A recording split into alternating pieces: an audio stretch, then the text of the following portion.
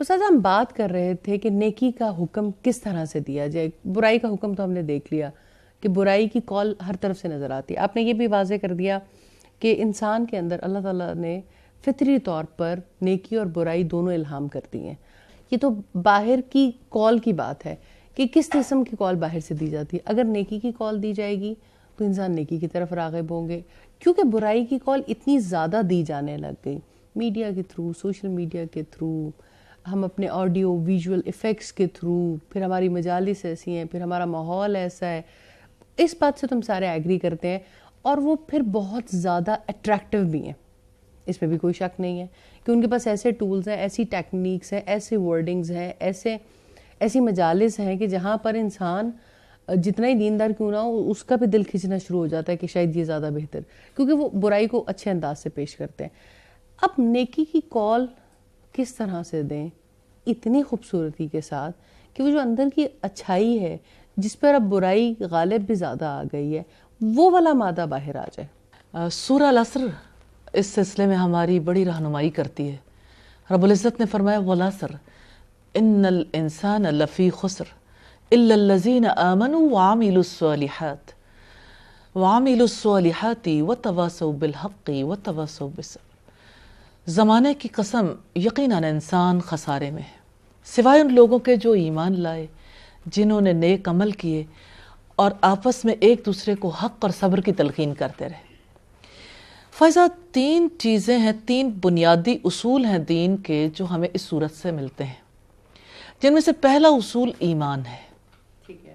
کیونکہ ایمان کے بغیر کوئی نیک عمل قبول نہیں ہوتا. دوسرا کام عمل صالح ہے، لیکن عمل صالح کبھی وجود میں نہیں آتا جب تک کہ اس کی پشت پر علم نہ ہو. نبی صلی اللہ علیہ وسلم نے فرمایا علم عمل کا امام ہے. تو جو شخص علم نہیں رکھتا اس کو پتہ ہی نہیں کہ میں نے عمل کیسے کرنا. عمل صالح کا علم ہونا کتنا زیادہ ضروری.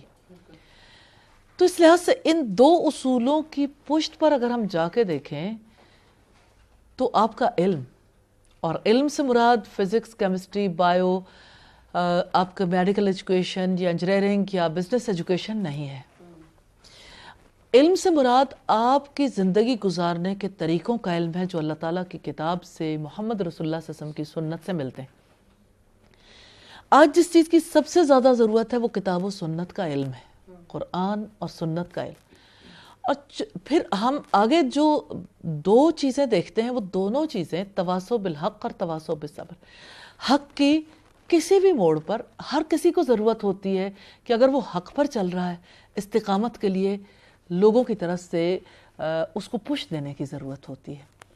تو جب حق کی تلقین کی جاتی ہے تو حق پر چلنا لوگوں کے لیے آسان ہو جاتا ہے، اور جب صبر کی تلقین کی جاتی ہے تو استقامت اور ثابت قدمی جو ہے وہ آسان ہو جاتی.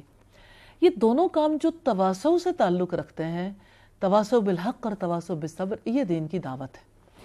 کوئی دعوت ایسی ہے جو انٹرنلی ایک انسان کو قائم رہنے کے لیے دی جاتی ہے کہ وہ حق پر قائم رہے، یعنی دین کے معاملات پر جمع رہے.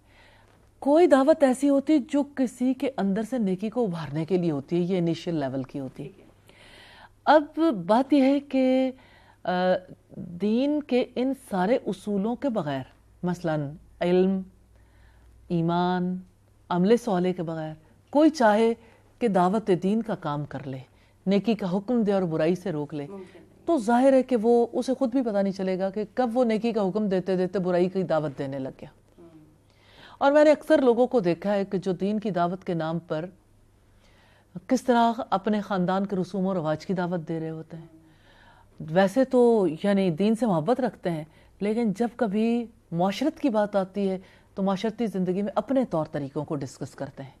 جب کبھی تعلقات کی بات آتی ہے تو تعلقات میں اپنے طور طریقوں کو ڈسکس کرتے ہیں.